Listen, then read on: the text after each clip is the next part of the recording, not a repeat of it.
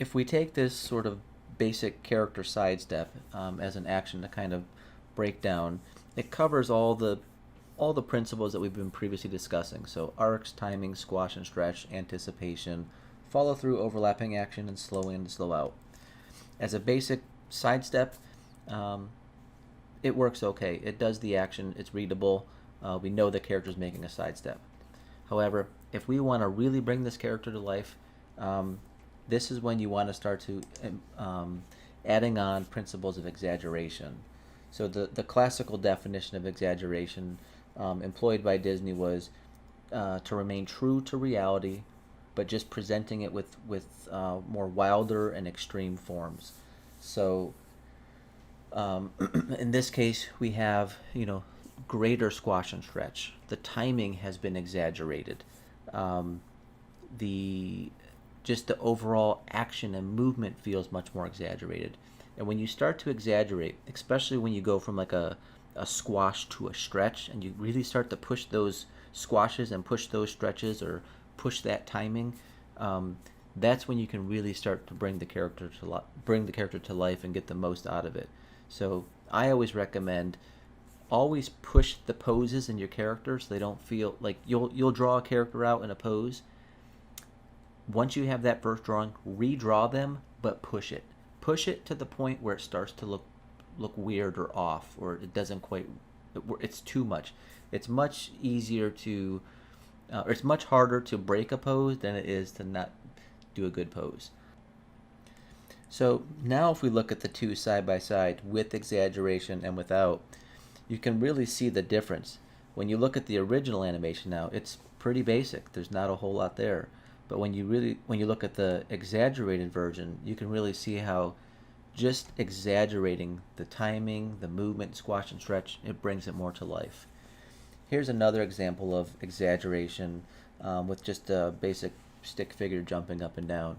In this case, I pushed the down more on the anticipation, pushed that down more, and I stretched the body more on the push off. So just that contrasting from the squash down and the stretching, pushing off, and I exaggerated those, it reads a little bit better. Now if we look at pose to pose and straight ahead, this is where we start to kind of plan out your actions. So traditionally for any character animation, you mostly want to be working in pose to pose. So that would be you draw your first drawing, let's say in frame 1, and then later on down the timeline you draw your next drawing, which will be frame 40. So you've basically established this is my starting pose, this is my ending pose. Then you go, then you go in and you add the breakdown drawing between those two key drawings. So in this case, like the middle would be sort of the character up in the air, stepping across. So just that one drawing, which is the breakdown of the two keys, that's defining what my action is going to be. Had I had that character rolling on the ground, then in that middle drawing, then you know that the action is going to be some kind of rolling motion. But in this case, he's up in the air. Then from there, I split the difference between the middle pose and the last pose, and I do another breakdown of those two drawings. So this would just be the character landing, pushing weight. So it can also serve as a storytelling key. And then I go back the opposite way and I say, well, what's the starting point and what is the first frame to the middle frame? What breaks down those two drawings? And in that case, frame 14, it would be the down. And then from there, I have one more key to help sell this action, and that's sort of this character with his leg up, holding there. And those frames there is what allows you to see that cycle of him stepping across with the timing that I wanted. If I want to do this in straight ahead, there'd be no planning. It's you start with the very first drawing and you just animate it through. There's pros and cons to both. Pose to pose really helps you plan.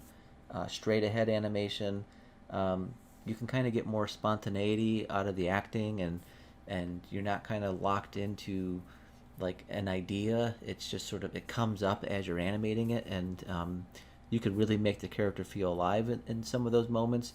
The downside to it is if you don't have an end goal or an end path, and you're just kind of animating blindly into the future, it can always not work out as well. So I kind of like to do a mixture of both. Also, when it comes to special effects, I always prefer straight ahead because I like the organicness of the way water moves or fire move. I don't want it to be planned. I want to kind of just let the drawings flow and move into one another and really push and squash and stretch. But for character stuff, I do like to plan, and then I like to kind of add straight ahead when necessary through the actions.